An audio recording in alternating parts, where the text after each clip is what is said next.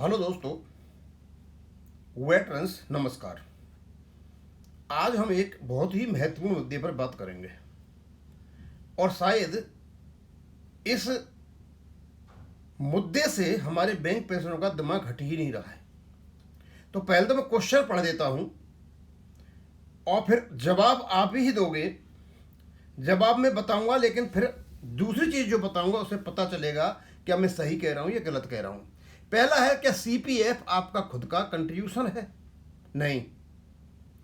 क्या pension fund पर आपका अधिकार है? नहीं।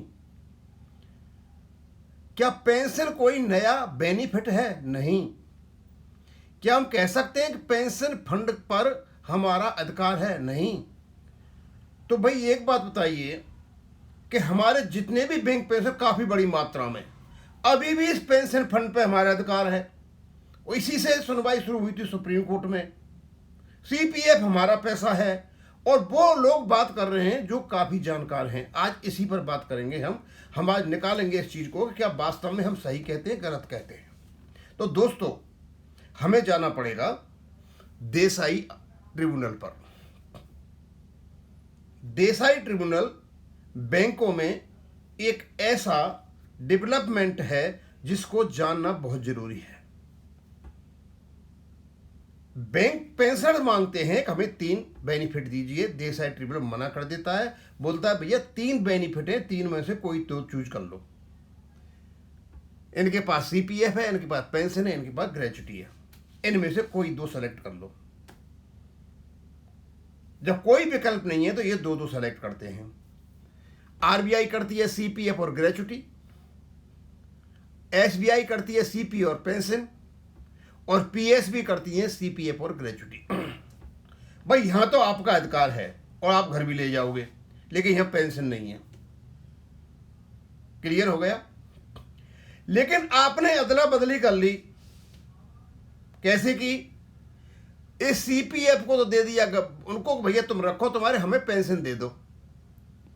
जब आप सीपीएफ दे करके बैठ गए बैंक को, तो आपका अधिकार कैसे हो गया? और उस सीपीएफ के अमाउंट से जो पेंशन फंड बना रखा है उस पर आपका अधिकार कैसे हो गया? आपको तो सिर्फ सिविल पेंशन लेनी है एज पर रेगुलेशन, आपका तो कोई अधिकार नहीं है। अभी भी हमारे लोग सीपीएफ पर हमारा अधिकार है, पेंशन फंड में इतना पैसा पड़ा हुआ है। अरे भाई, पेंशन फंड जो बना हुआ है वो सीपीएफ के अमाउंट से बना हुआ है। आपको 3 फायदे नहीं है, 2 ही बेनिफिट है, अब पेंशन और ग्रेच्युटी। सीपीएफ तो आपने सरेंडर कर दिया। जब सरेंडर कर दिया, उसका जो अमाउंट है उसने क्या नाम, बैंक ने अपने पेंशन फंड बना लिया उसका, तो आपका तो कोई अधिकार ही नहीं है। बस इतना है कि आपका जो सीपीएफ से बना हुआ फंड है और जो ट्रस्ट है वो इररिवोकेबल है, यानी एक भी पेंशन जब तक रहेगा वो फंड खत्म नहीं होगा, ट्रस्ट खत्म नहीं होगा। और जब एक भी पेंशन नहीं रहेगा, ट्रस्ट खत्म हो जाएगा, इरिवोकल का रिवोकल हो जाएगा और सारा का सारा पैसा उस बैंक को चला जाएगा। सीधा सीधा सिस्टम है। अब कोई ये बताए मेरे को कि जब आपने सीपीएफ को तो दे दिया बैंक को और आपने ले ली पेंशन, तो सीपीएफ पर आपका अधिकार कैसे हुआ? और सीपीएफ का जो अमाउंट है जिसे पेंशन फंड बना हुआ है, जो ट्रस्ट में जमा है, वो आपका कैसे हो गया?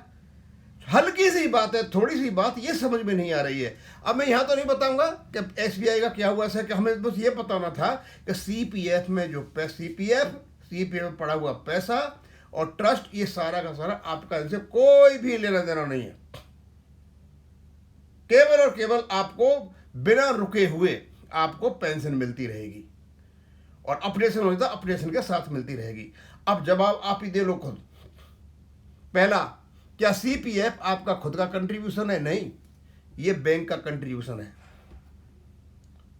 इसका फायदा मिलता था आपको केवल और केवल, ये कंट्रीब्यूशन तो केवल बैंक का था और इकट्ठा होकर के आपको मिल जाता था आपके रिटायरमेंट पर। इसका मतलब अब जो सीपीएफ का पैसा पेंशन फंड में पड़ा है वो आपका नहीं है। क्या पेंशन फंड पर आपका अधिकार है? आपका कोई अधिकार नहीं है। पेंशन फंड पर केवल और केवल जो ट्रस्ट बना हुआ है उनका अधिकार है और अल्टीमेटली वो बैंक का अधिकार है। घुमा करके 4 से लाओगे तो वो सीएमडी का अधिकार है उस पर, उसी ने ट्रस्ट बना रखा है। क्या पेंशन कोई नया बेनिफिट है? पेंशन कोई भी नया बेनिफिट नहीं है। आपके पास 2 बेनिफिट पहले थे और 2 बेनिफिट आज हैं। पहले सीपीएफ और ग्रेच्युटी थे, आपने सीपीएफ को सरेंडर कर दिया, उसके बदले पेंशन। अब भी दो बेनिफिट है, आपकी पेंशन और ग्रेचुटी, दो ही है बस। पहले भी दो थे और आज भी दो है, वही आपको आरबीआई के साथ है। और उसके बाद क्या हम कह सकते हैं पेंशन फंड पर हमारा अधिकार है? भाई पेंशन फंड पर कैसे अधिकार है आपका? पेंशन फंड किससे बना है? सीपीएफ से। सीपीएफ आपने दे दिया बैंक को, हमें पेंशन दे दो, फिर आपका अधिकार कैसे हो गया? सुबह से लेके शाम तक नई नई कहानी गढ़ते हैं, पता नहीं कहाँ कहाँ से लाते हैं, फिर हिसाब बनाते हैं कि इतना हो जाएगा तो इतना पड़ा हुआ है, इतना हो जाएगा, इतना पड़ा हुआ है, इतना पड़ा। अरे भाई आपसे कोई लेना देना नहीं है उसका, ये बैंक का फंड है पूरा का पूरा।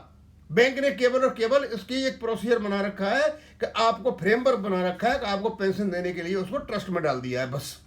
जो आपको पैसा मिलना चाहिए रिटायरमेंट पे, बैंक ने अपने पास ले लिया और आपको दे दी पेंशन। फिर आपका कैसे हो गया पैसा? वो आप पेंशन नहीं ले रहे हो, फिर आपका पैसा कैसे? हमें ये बताइए आप। ये जो कन्फ्यूजन आप लोगों ने क्रिएट किए ना, अपने खुद ही जो क्रिएट कर लिए हैं, यही आपके पेंशन अपडेशन नहीं होने के कारण है, क्योंकि चीज़ों की जानकारी है नहीं। और ये बहुत बड़ा पंगा हो जाता 5/2/2026 को, जिस प्रकार से बहस शुरू हुई थी, वो तो कोर्ट को पता नहीं था कि इनका जो सिस्टम है वो इस प्रकार का है कि दो ही बेनिफिट अलाउड है। कोर्ट पूछ लेता भैया हमारे पास इतना पेंशन फंड पड़ा हुआ है और हमें मतलब पेंशन नहीं दे रहे हैं और ये नहीं कर रहे हैं, वो नहीं कर रहे हैं। पूछ ले भाई तो तुम पड़ा हुआ है तो तुम्हें उससे क्या लेन देना है? तुम पेंशन देते रहिए, बैंक आपको अपडेशन नहीं है बोली अलग बात है, लेकिन जो जहां से पेंशन दे रही है, सीपीएफ से फंड बना रखा है, वो तो बैंक का है ना, उसी के बदले पेंशन मिल रही है आपको, तो आपका अधिकार कैसे हो गया उसको? शायद हो सकता है इन विश्लेषणों से आप समझ जाएं और समझ करके एक सही बात करने लग जाएं। और ये जितने भी पड़े हैं ना ये फंड थ्योरी गाने वाले, वो भी जब फंड थ्योरी में जितना भी पैसा पड़ा हुआ है सीपीएफ का पैसा, आपका उससे कोई लेना देना नहीं है, वो आपका पैसा है ही नहीं। उसमें से केवल और केवल पेंशन का पेमेंट होना है। पेंशन पेमेंट करने के लिए बना हुआ पेंशन फंड है, वो आपका फंड नहीं है। अब मैं यहीं खत्म करूंगा। थैंक यू, धन्यवाद।